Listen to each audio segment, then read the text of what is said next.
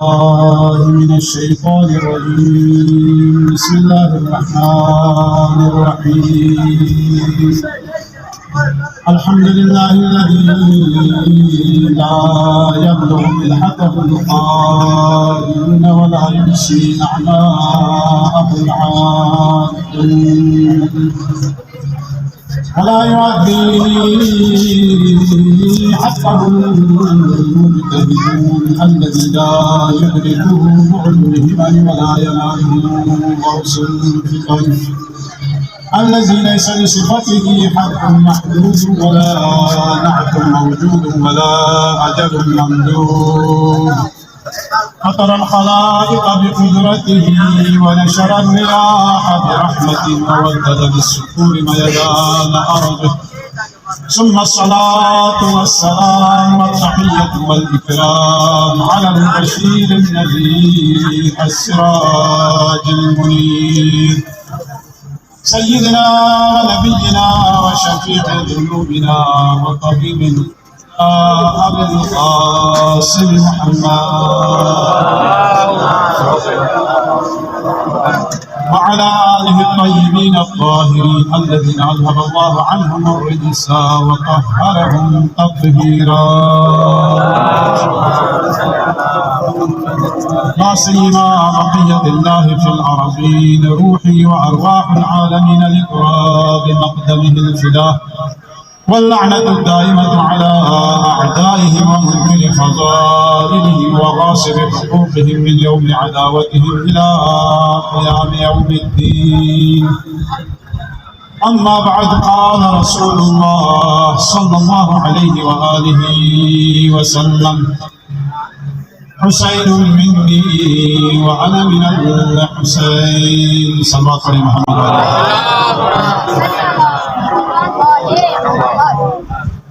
پروردگارہ ہماری اس علی توسل کو اپنی بارگاہ میں قبول منظور فرما اور یہ زائرین ابا عبداللہ حسین کے جو بھی حوائج شریعہ ان سب کو پوری فرما.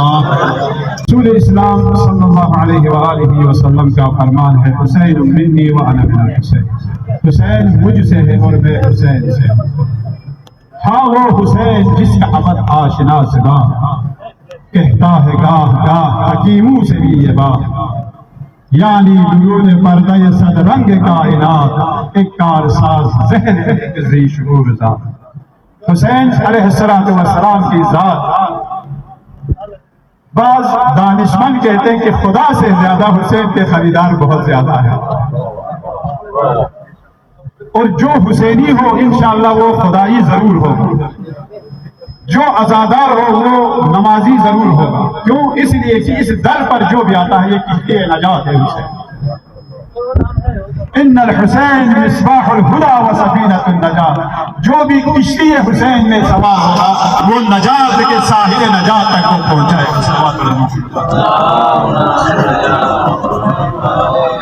یہ نہیں ہو سکتا جو ظاہر امام حسین ہو اور نمازی نہ ہو.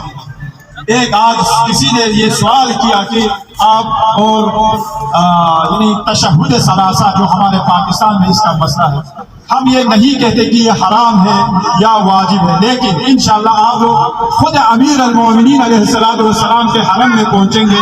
اگر وہاں تشہد میں علی ولی اللہ پڑھتے ہیں تو آپ لوگ بھی پڑھیں. اگر وہاں نہیں پڑھتا تو کوئی نہ کوئی وجہ ہوگی کیوں نہیں پڑھتا. ٹھیک ہے نا جی. ہم یہاں تک آپ کو فتویٰ دیتے ہیں کہ پڑھنا حرام ہے، آپ کی نماز باطل ہو جائے گی، نہ ہم کہیں گے کہ نماز میں یہ پڑھنا واجب ہے. آپ انشاءاللہ پہنچیں گے امیر المومنین کے حرم میں، وہاں پر آپ خود سن لیں. وہاں اگر تشہد میں علی ولی اللہ کا ذکر ہوتا ہے تو آپ بھی ذکر کریں، ورنہ آپ اور ہمیں اپنی طرف سے اضافہ کرنے کی ضرورت نہیں ہے.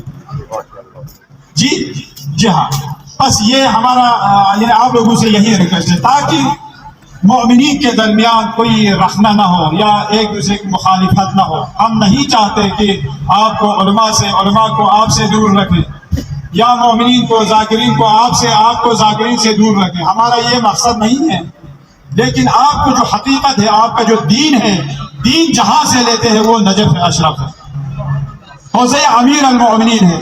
حوزہ قوم ہے جہاں سے آپ کو دین، آپ کا دین جو ہے، دین کے جو ذمہ دارہ ہے، جو مجتہدین ہے، جو علماء ہے، جو فقہا ہے، وہاں سے آپ کے دین مکتب تشیع جو ہے جہاں سے جاری ہوتا ہے، وہاں سے آپ نے دین لینا ہے، نہ ہم جیسے ایک عام انسان سے آپ دین لیں گے۔ تو یہ کیوں فرمایا یعنی رسالت میں آپ صلی اللہ علیہ وآلہ وسلم نے حسین منی وانا من الحسین، حسین مجھ سے ہے اور میں حسین سے ہوں، کیوں فرمایا؟ یہ تو بات سمجھ میں آ جاتی ہے کہ آپ کا نواسا ہے، نواسا رسول اپنے دادا اور نانا کی نسل سے ہے، لیکن دادا اور نانا کیسے اپنے نسل سے جو ہے اس کو تشکیل دے سکتے؟ نہیں، وجہ یہ ہے کہ رسول خدا اور آپ کے لیے یہ فرمان ہے، آپ اور میرا جو مقصد ہے اس مقصد، وہ مقصد جو ہے وہ آپ کی حقیقت ہوتا ہے۔ مقصد رسول کو جس نے بچایا ہے وہ حسین ابن علی کا نام ہے، صرف پیغمبر اکرم کا نہیں، مقصد 1,24,000 انبیاء کا مقصد ہے جسے حسین نے بچایا ہے۔ تمام انبیاء کا ایک ہی نعرہ تھا، قولوا لا الہ الا اللہ تفلحوا، کہو تم لا الہ الا اللہ تو تم فلاح پانے والوں میں سے ہو جاؤ گے۔ کیوں؟ اس لیے کہ یہی نعرہ تھا ہر ایک کا۔ اس لا الہ الا اللہ کو کس نے بچایا؟ معین الدین چشتی رحمت اللہ علیہ، اہل سنت کے شاعر ہیں، پچھلے سے پچھلے سال ان کے یعنی پوتے پوتیاں یہاں پر تقریباً 1 درجن سے زیادہ زیارت پر آئے تھے۔ ہم نے ان سے انٹرویو لیا، انہوں نے کہا تھا کہ ہم 12ویں بار ہم کربلا کی زیارت کے لیے جا رہے ہیں۔ تو اس معین الدین چشتی نے یہی فرمایا تھا، شاہ است حسین بادشاہ است حسین، دین است حسین دین پناہ است حسین، سرداد نداد در دست یزید حقا کی بنا الہ الہ است حسین۔ بنا الہ الہ الا اللہ، لا الہ الا اللہ کی بنیاد رکھی ہے حسین نے۔ یہاں پر وہ شاعر اس لیے کہتے کہ اس کی بقا کیوں نہیں کہا، حقا کی بقا الہ الہ الا اللہ کیوں نہیں کہا، بلکہ یہاں بنا کیوں کہا؟ اس کے لیے فرماتے ہیں بنا اس لیے، بقا اس چیز کے لیے کہا جاتا ہے اگر کوئی منزل، اگر کوئی گھر یا اگر کوئی دیوار باقی ہو لیکن اس کی بنیادیں باقی ہو، لیکن اس کے لیے مرمت کی ضرورت ہو، اگر مرمت کر کے اس دیوار کو اپنی جگہ پر اگر رکھنا چاہے تو اس کے لیے کہتے کہ بقا کا لفظ آتا ہے، کہ اس نے اس دیوار کو جو ٹوٹی پھوٹی دیوار تھی اس کو اس نے قائم کیا، باقی رکھا۔ لیکن بنا کس وقت پیش آتا ہے؟ بنا اس وقت پیش آتا ہے جب سیلاب کی وجہ سے اس دیوار کا کوئی نام و نشان نہ ہو، اس کی کوئی بنیاد نہ ہو، کوئی نام و نشان نہیں تھا، جیسا کہ پاکستان میں ہر جگہ سیلاب کی وجہ سے آپ اور ہم دیکھ چکے ہیں کئی سال پہلے کہ آپ کے گھروں کا بھی در دیوار کا کوئی وہاں پر کوئی اثر نہیں تھا، لیکن اس وقت آپ نے کیا کیا؟ پھر سے آپ نے بنیاد رکھی، پھر سے آپ نے بنیاد رکھ کر آپ نے اپنا گھر بنایا، اسے کہتے ہیں بنا۔ اس لیے کہ اسلام کو بالکل ملیامیٹ کیا ہوا تھا بنی امیہ نے۔ یزید فاسق و فاجر جو شخص رسول پر آ کر دعویٰ اس کا یہ تھا کہ میں رسول کا خلیفہ ہوں، لیکن وہ کیا کہتا تھا کہ شراب پی کر وہ شعر پڑھتا تھا، وہ کہتا تھا کہ لعبت بنو ہاشم بالملک فلا خبر جاء ولا وحی نزل، نہ کوئی نبی آیا ہے، نہ کوئی پیغمبر آیا ہے، نہ کوئی جبرائیل آیا ہے، نہ کوئی قرآن نازل ہوا ہے، نہ کوئی آیت نازل ہوئی ہے، صرف اور صرف بنی ہاشم نے دنیا پر حکومت کرنے کے لیے انہوں نے ایک جھوٹ بولا ہے، نعوذ باللہ۔ رسول خدا کو بھی جھٹلایا، کہا کہ یہ کوئی نبی نہیں آیا۔ اب آپ کہیں کہ دین اسلام کی بنیاد ہے، یا آپ نے اس کو باقی رکھا یا حسین نے اس کی بنیاد رکھی؟ بنیاد ڈالی ہے حسین نے۔ اس لیے شاعر نے فرمایا حقا کی بنا الہ الہ ہست حسین۔ صلوات پڑھے محمد والے۔ تو یہ بنا اور بقا کا یہ فرق ہے عزیزوں۔ بس آج الحمدللہ ہمارے ائمہ طاہرین جو 1400 سال پہلے، 1250 سال پہلے معصوم نے یہ فرمایا ہے مومن کی 4 یا 5 علامتیں ہوتی ہیں، ان علامتوں میں سے ایک زیارت اربعین ہے۔ آپ کو سمجھ میں آ رہا ہے، اس وقت تو شاید لوگ سمجھتے نہیں تھے۔ آج یہ اربعین حسینی کی زیارت اور یہ جو مشی اور یہ تمام مومن مومنات اور اسلامی جمہوریہ ایران اور عراق اور شام، ان تمام ممالک میں کس قدر زائرین ابا عبداللہ الحسین کو پر خرچ کر رہے ہیں، اور آج شیعیت کا چہرہ کتنا روشن ہے پوری دنیا میں۔ جو سب سے زیادہ معزز ترین، عزت ترین، شرافت ترین مکتب تو مکتب اہل بیت، پوری دنیا آج محو ہے، پوری دنیا آج پریشان ہے کہ یہ کون سا مکتب ہے، کون سا مذہب ہے۔ یہ مکتب اہل بیت ہے، یہ امام حسین علیہ السلام کا معجزہ ہے عزیزو۔ امام حسین علیہ السلام نے اگر اپنی یہ قربانیاں نہ دی ہوتی تو آج اور ہم تک یزیدی اسلام آپ کے پاس ہوتا۔ سمجھے؟ امام دیکھیں نا، دین آپ کا دین یعنی امام حسین سے بھی زیادہ اہم تھا دین اسلام، ورنہ امام حسین خدا کی قسم روئے زمین پر اس وقت امام حسین سے بڑھ کر افضل کوئی شخصیت نہیں تھی۔ اس عظیم ترین شخصیت کو شہید ہونا پڑا۔ آخر کیوں شہید ہونا پڑا؟ یہ ایک سوچ ہے، سمجھنے کی بات ہے۔ اسی نماز کے لیے آپ اور ہم کو ابھی الحمدللہ صلوات پڑھتے ہوئے ایک دوسرے کو سلام کرتے ہوئے آپ اور ہم نماز جماعت آپ اور ہم نے قائم کی۔ امام حسین نے کس حالت میں نماز قائم کی؟ تیروں کی بارش ہو رہی ہے، ان تیروں کی بارش میں امام حسین علیہ السلام نماز جماعت کی، اور ایسے ایسے اصحاب باوفا موجود تھے جو امام حسین کے سامنے اپنا سینہ سپر کر کے تیروں کو اپنے سینوں پر لے رہے ہیں اور امام حسین علیہ السلام کو بچا رہے ہیں۔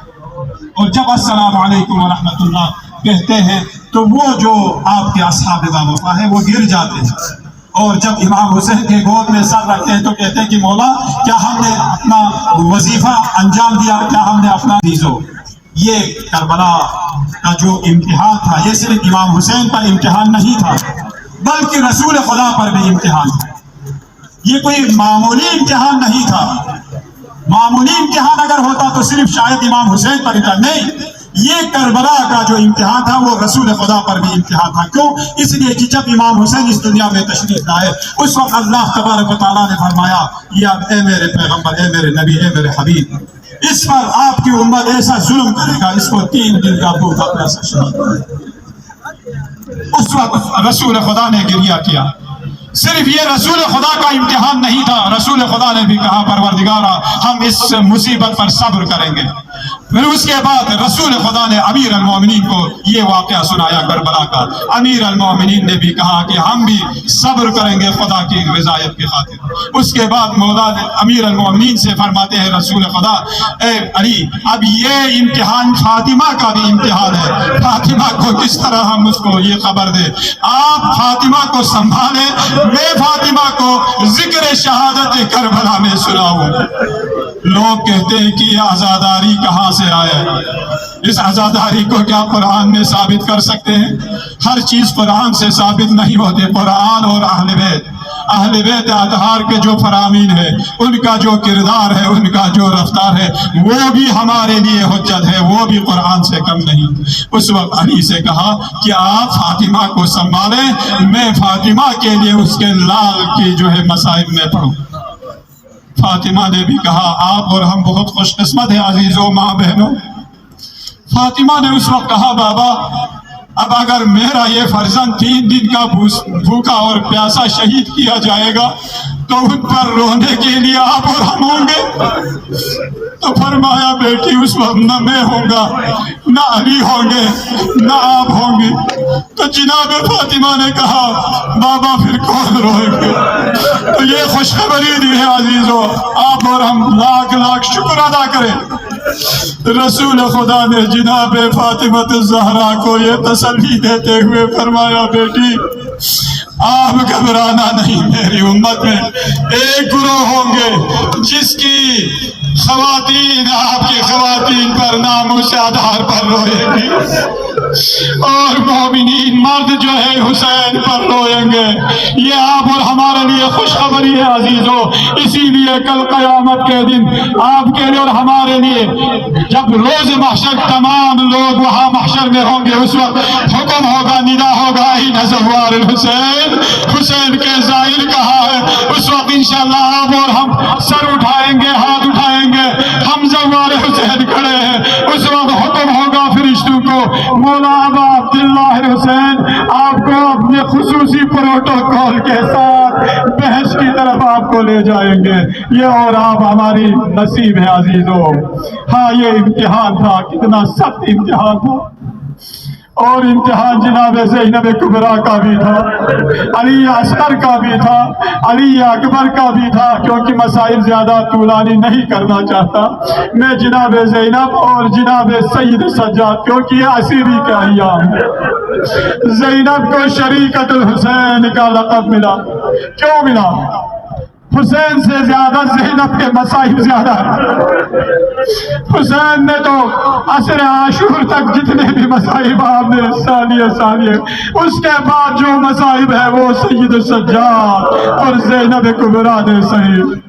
اسی لیے جب سید سجاد 11 محرم کو اسرائے آل محمد کے ساتھ گودال قتل گاہ کے ساتھ سے گزارا گیا، جب اپنے بابا کے جنازے کو دیکھا تو سید سجاد پہچان نہ سکے۔ جناب سیدہ زینب اپنے بھائی کے لاش کو پہچان نہ سکے اور فرمایا، پریشان ہو کر جناب زینب نے فرمایا، انت اخی ابن الزہرا، اے زہرا کے لال آپ ہی کیا میرے بھیا حسین ہے؟ پہچان کیسے لیتی جناب زینب؟ آپ کے بدن مبارک پر کوئی لباس نہیں تھا، بدن مبارک پر سر مبارک نہیں تھا، اس لیے بہن اپنے بھائی کو پہچان نہ سکی، کہا کیا آپ ہی میرا بھیا حسین ہے؟ اللہ اکبر، اجرکم اللہ۔ اس کے بعد ایک ندا اپنے مدینے کی طرف رخ کر کے جناب زینب نے اپنے نانا کو فریاد کی، السلام علیکہ یا جدہ یا رسول اللہ، صلی علیکہ ملائکۃ السماء وہذا حسینک مرمل بالدماء مقطع الاعضاء مسلوب الرداء۔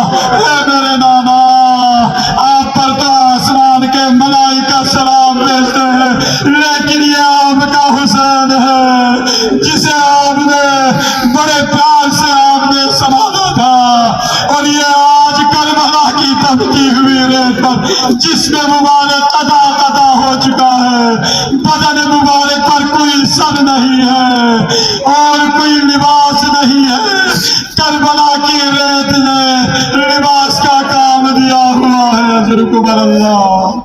یہ حسین ہے عزیزو، حوصلہ آل محمد کہاں پہنچتے ہیں؟ ان ایام میں شام کے دربار میں انشاءاللہ آپ کو زینب کبریٰ کی زیارت بھی نصیب ہو جائے۔ وہاں آپ پہنچیں گے، ایک دربار بنی امیہ کے ایک دروازے کا نام باب الساعات ہے۔ باب الساعات کسے کہا جاتا ہے؟ یعنی کئی گھنٹوں کھڑا رکھنے والا وہ دروازہ۔ جب اس دروازے پر پہنچے تو اسرائے آل محمد کو وہاں روکا گیا، کیوں؟ اس لیے کہ ابھی شام والے ابھی انہوں نے کوئی تیاری نہیں کی ہے، جشن کی تیاری نہیں کی ہے، اس لیے ان کی تیاری مکمل ہونے تک اہل بیت اطہار کو شام کے اس دروازے پر روکا گیا۔ ہاں، جب اس دروازے پر زینب کبریٰ پہنچی، وہاں پر جب دربار یزید میں قدم رکھنے کا جب وہ موقع آیا تو فرمایا، بیٹا سجاد، آپ امام زمان ہے، مجھ میں یہ طاقت نہیں کہ میں شرابی کے دربار میں جاؤں۔ فرمایا، اماں آپ اس مصیبت پر بھی آپ صبر کیجئے، زینب کبریٰ کے سر مبارک پر کوئی چادر نہیں، اپنے زلفوں سے اپنا چہرہ چھپایا ہوا ہے، ہاتھ پیچھے گردن باندھے ہوئے۔ دربار یزید میں جب داخل ہوئی، اس وقت یزید ملعون نے تانا دیتے ہوئے کہا، من حاضر متکبرہ، یہ تکبر والی عورت کون ہے؟ کسی نے کہا یہ علی کی بیٹی زینب کبریٰ۔ انہوں نے کچھ باتیں کی لیکن زینب کبریٰ نے جواب نہیں دیا۔ فرمایا، ظالم تو جواب کے قابل نہیں، میں تجھے اپنی باتوں کی جواب دینے کے قابل نہیں سمجھتی۔ اس ظالم نے کہا، زین العابدین علیہ السلام کی طرف رخ کر کے زین العابدین سے کچھ سوال کیا۔ زین العابدین نے تمام دربار والوں کو مخاطب کر کے کہا، اے دربار والوں، یہ تم لوگوں نے سوچا ہے کہ ہم کسی باغی گروہ کے اسیر اسرا ہے؟ نہیں، ہم رسول خدا کی اولاد ہیں۔ یہ ماں بہنیں وطرت آل رسول ہیں، جن کو شہید کر کے، جن کے مردوں کو شہید کر کے اسیر بنا کر لائے ہیں۔ مسلمانوں نے اس دربار میں صرف مسلمان نہیں تھے، عیسائی مذہب کے لوگ بھی تھے، یہودی مذہب کے لوگ بھی تھے۔ ہر کوئی حیران ہو گئے، کیا یہ رسول خدا کی اولاد ہے؟ جب جناب سید سجاد نے کہا اس لکڑی کے تال پر مجھے جانے کی اجازت دو، آپ نے نہیں کہا اس منبر پر، کہا اس لکڑی کے ٹہنے پر مجھے جانے کی اجازت دو، کچھ میں گفتگو کروں۔ یزید کو پتا تھا کہ اگر آپ کو اجازت دیں تو یہ اہل بیت اطہار کا فرزند ہے، امیر المومنین کا فرزند ہے، فصاحت و بلاغت کا فرزند ہے، یہ اگر اس کو اجازت دی تو یہ ہمارا پورا پروگرام اس کو تبدیل کر کے رکھ دے گا۔ انہوں نے اجازت نہیں دی، لیکن دربار والوں نے کہا یزید یہ بیچارہ کیا کچھ کر سکتا ہے؟ اس کے ہاتھوں میں ہتھکڑیاں ہیں اور پیروں میں بیڑیاں ہیں، ہاتھ بندھے ہوئے ہیں، یہ کیا کر سکتا ہے؟ اس کو جانے دیں۔ آپ منبر پر چڑھے، سب سے پہلے اللہ تبارک و تعالیٰ کا شکر ادا کرنے کے بعد، حمد پروردگار بجا لانے کے بعد، رسول خدا کے آپ نے کیا کیا؟ تمام فضائل رسول پر سلام درود بھیجنے کے بعد آپ نے خطبہ شروع کیا۔ خود خطبے سے آپ نے شام کو فتح کیا۔ اسی دربار میں ہی جو تماشا دیکھنے کے لیے آئے تھے یزید کے ساتھ، وہ سب یزید پر لال کرتے ہوئے نکل آئے۔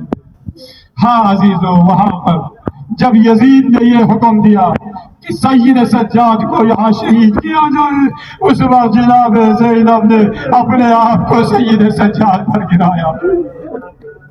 سید سجاد پر گرانے کے بعد کہا، یزید یہ امام وقت ہے، زمانے کا امام ہے، اگر تو امام زمان کو قتل کرنا چاہتے ہو تو پہلے مجھے قتل کرو، اس کے بعد سید سجاد پر۔ اس وقت اس ملعون نے کہا زینب کبریٰ کو قتل کیا جائے۔ اس وقت فضہ عمہ زینب کبریٰ کے اوپر آ کر آپ نے ان کو بچایا۔ اس وقت زندہ خاتون کو قتل کرنے کا جب اس نے حکم دیا، اس وقت جناب فضہ نے دربار یزید میں حبش کے جو غلام تھے، سیاہ غلام تھے، ان سے مخاطب کر کے کہا، اے حبش کے جوانوں، میں حبش کی بیٹی ہوں، کیا تمہاری یہی غیرت ہے کہ تمہاری ماں بہنوں کے اوپر ہاتھ اٹھائے اور تم دیکھتے رہے؟ اس وقت حبش کے غلاموں نے اپنی تلواروں کو نیام سے نکال کر یزید کے سامنے تلوار نکال کر کہا، یزید سمجھ لیجئے یہ فضہ یہ ہماری بیٹی ہے، یہ ہماری ماں ہے، اگر اس پر تو نے تلوار اٹھایا تو تمہارے اس دربار میں خون کی ندیاں ہم بہائیں گے۔ اس وقت اس کو حکم دیا اس جلاد کو پیچھے ہٹانے کا۔ اس وقت زینب کبریٰ نے مدینہ کی طرف رخ کر کے کہا، ناما دربار یزید میں فضہ عمہ کا بھی مدد کرنے والے موجود، لیکن اہل بیت اطہار ہے جن کا کوئی پوچھنے والا نہیں، جن کا کوئی مددگار نہیں۔ الا لعنت اللہ علی القوم الظالمین وسيعلم الذين ظلموا أي منقلب ينقلبون۔ اللہ وإنا إليه راجعون۔